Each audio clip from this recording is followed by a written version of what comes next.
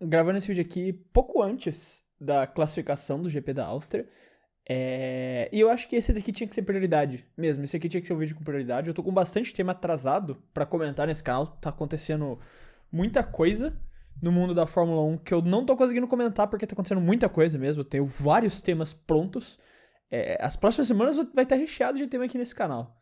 Mas esse aqui era a prioridade. Ele precisou furar a fila porque durante as entrevistas coletivas que rolaram do GP da Áustria nessa sexta-feira, nessa quinta-feira, não me fugiu agora o dia que foi. Eu acho que foi na quinta-feira que rolou essa entrevista, com o Gabriel Bortoleto, respondendo sobre os fãs brasileiros. Se você como daquele mano lá, daquele mano bonitão, sabe, muito que tem um cabelo muito bonito, que tem uma barba muito bem feita do Clube da F1, adoro aquele cara, muito lindo. Se você acompanha o conteúdo dele, ele já fez algumas críticas em relação ao Bortoleto, no qual eu concordo, né? Com o que ele disse, com o que aquele mano lá disse. Não gosto dele, mas concordo com as opiniões dele aqui. Que basicamente ele disse que o Gabriel, ele tem dois principais problemas, que eu também enxergo. Então vou usar a primeira pessoa, apesar de não sermos a mesma pessoa, eu e aquele cara do Clube da F1. Um problema é que ele ainda tem algumas dificuldades em questões de ultrapassagem, seja definir o momento certo de fazer uma ultrapassagem e o momento de se defender corretamente, muitas vezes deixando ali uma porta meio aberta, por exemplo, quando o Sainz ultrapassa ele no GP do Canadá. Esse é um momento que mostra uma dessas deficiências, porque ele foi de certa forma até inocente, deixando um espaço muito grande pro Sainz poder mergulhar, daí joga ele para fora da pista de forma totalmente legal, porque o Sainz batalhou por um espaço ali que tinha, e o Bortoleto acaba tendo que ceder esse espaço, vai para fora da pista, e o Tsunoda passa ele também. E o Gabriel ainda também tem muita dificuldade em questão de pilotar, manter o carro em ar sujo. O ar sujo naturalmente tira aderência e torna mais difícil de pilotar. E quando você tá perseguindo um piloto que ele joga o ar sujo em você, você tem que ter um cuidado a mais com o carro para manter ele na pista. E o Gabriel ainda não consegue encontrar esses pontos. São dois pontos que eu encontrei se destacando mais dos problemas dele. Não diminui nada, para mim ele ainda é um grande piloto. Você pode trazer ótimas qualidades, como classificação. A classificação do Gabriel para um novato já tá absurda. Ele já tá mostrando um potencial absurdo, batendo o Hülkenberg, um cara que sempre foi conhecido por ser bom de classificação, terminando na frente, indo para vários Q2.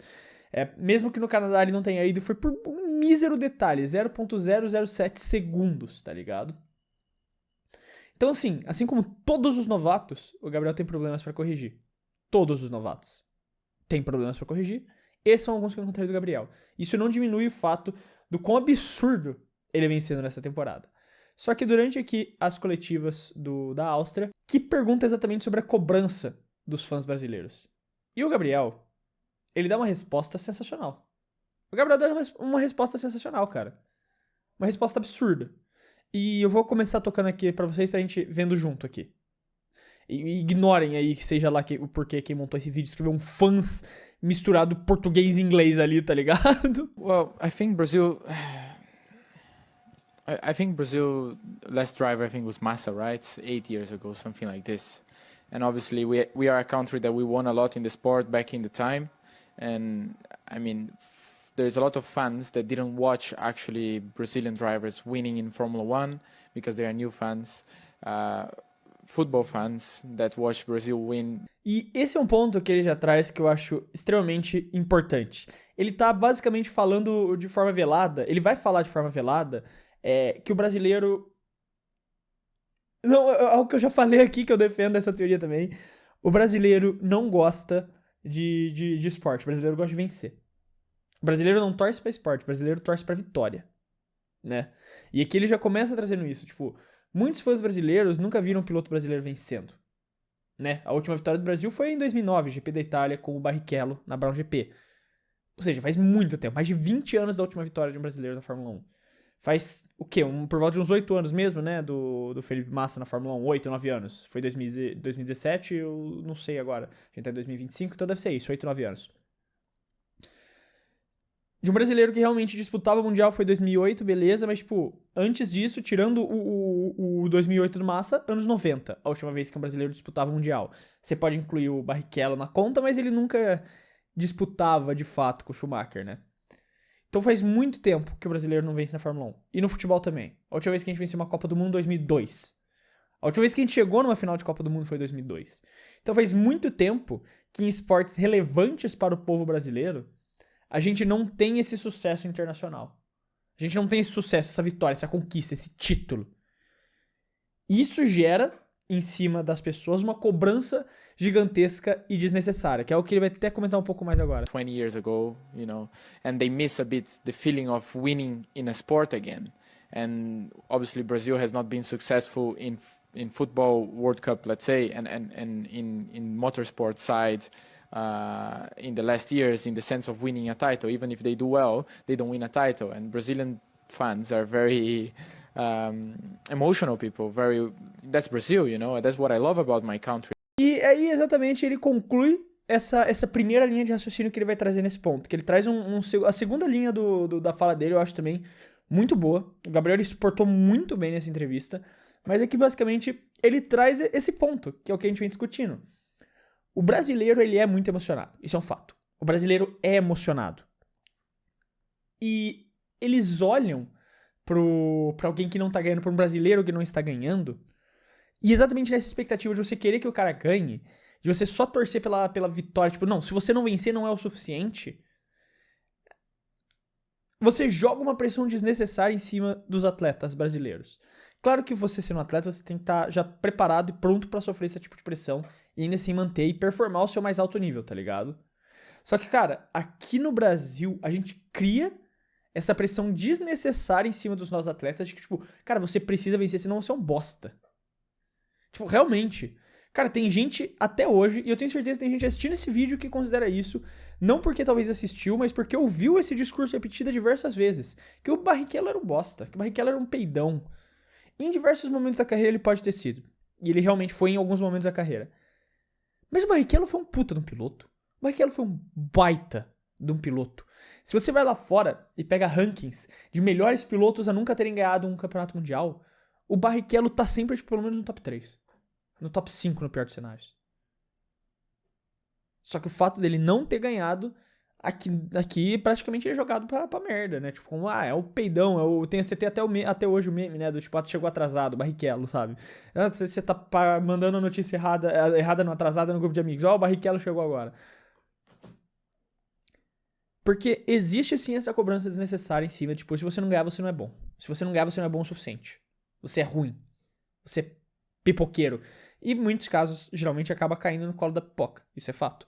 Mas a gente, no geral, como brasileiro, não sabe olhar e reconhecer grandes conquistas. Mano, o Hugo Calderano nas Olimpíadas. Esse é um grande exemplo pra mim. O cara foi vice-campeão, não. O cara caiu nas quartas de final, na semifinal. Nossa, eu não sei falar português. O cara caiu lá na semifinal das Olimpíadas e acabou perdendo, disputa em terceiro lugar, né? Não ganhou nem a medalha de bronze.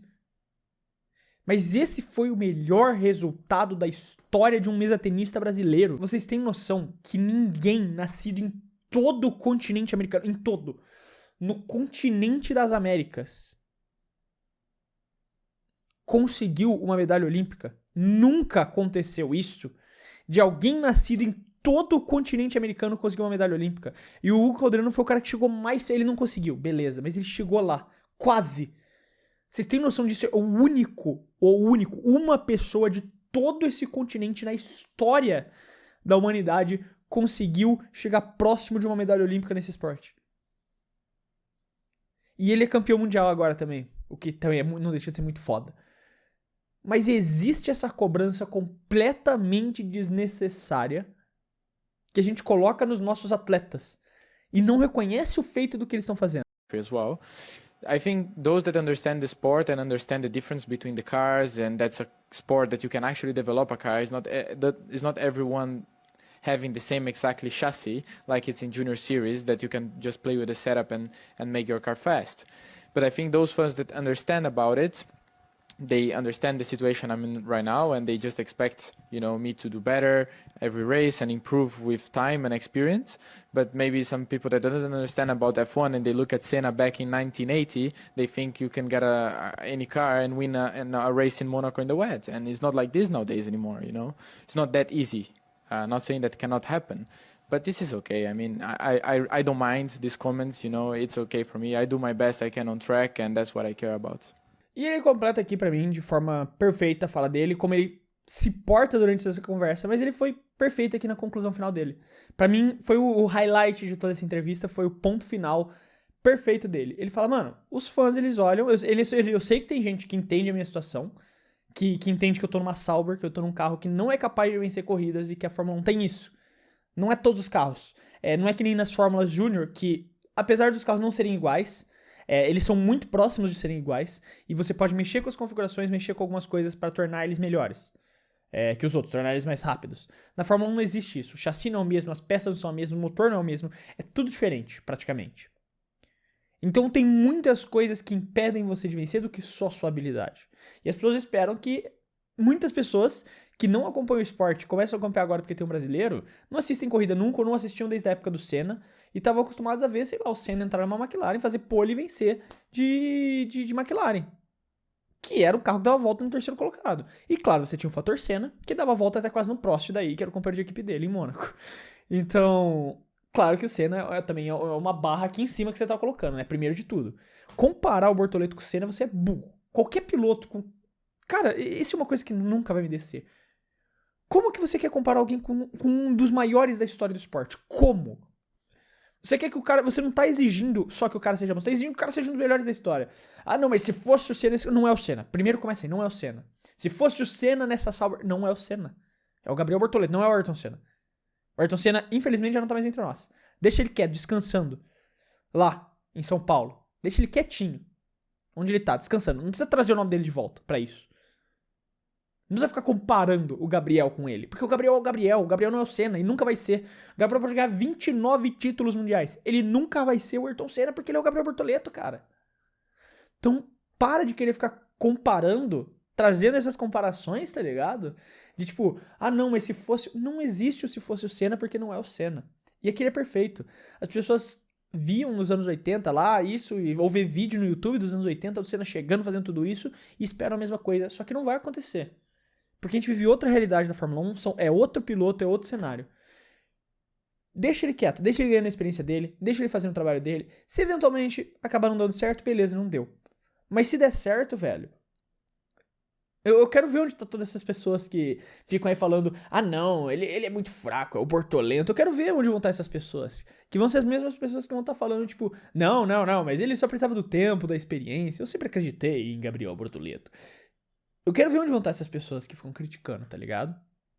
Porque são as pessoas que fazem o nosso esporte não dar certo. Porque são as pessoas que colocam essa pressão desnecessária em cima dos nossos atletas num país que já é difícil formar atleta. Cara, vocês têm noção que mesmo a gente ser um país com praticamente zero investimento em esporte que não seja futebol, a gente consegue produzir atletas de altíssimo nível em várias modalidades? Várias. Isso porque a gente não tem investimento no esporte. Imagina se tivesse.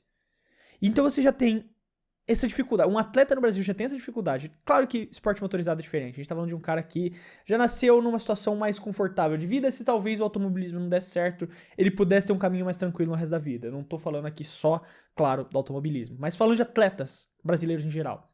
Você já tem que vencer uma barreira gigantesca que é você tem que tirar investimento da bunda pra conseguir crescer e se transformar alguém no esporte sem ser futebol no Brasil. E hoje em dia até de certa forma futebol. Você já tem que inventar dinheiro de onde não existe pra sobreviver com isso. E além de superar todas essas dificuldades, todo mundo falando pra você parar e procurar um emprego de verdade, desistir disso que não vai dar futuro pra você. O que é ser atleta no Brasil? Você tá maluco? Além de todas essas dificuldades, você ainda tem que enfrentar o seu país, que é quem você tá carregando a bandeira no peito, num palco mundial pra representar, criticando você porque você não ganhou. Sendo que você tá entre os 8 melhores do mundo, às vezes, sei lá, no atletismo, que seja. Você chegou numa final, você tá entre os 8, mas você ficou em último no atletismo. Cara, você tá entre os 8 melhores do mundo numa final. Você é um dos 8 caras mais rápidos do planeta e tem vagabundo sentado na cadeira comendo Doritos e vai ficar falando, olha, esse cara é um bosta ali. O mal do brasileiro no esporte é o brasileiro, velho. Mas é basicamente isso que eu queria falar. Pra mim, o Gabriel foi sensacional essa entrevista. Veladamente traz muitos dos pontos que eu quis trazer aqui. Cara, ele foi um gentleman. Eu não sou um gentleman, né? Eu não sou. Ele é. E ele foi perfeito na resposta dele e eu queria mais falar sobre isso. Então é isso. Valeu.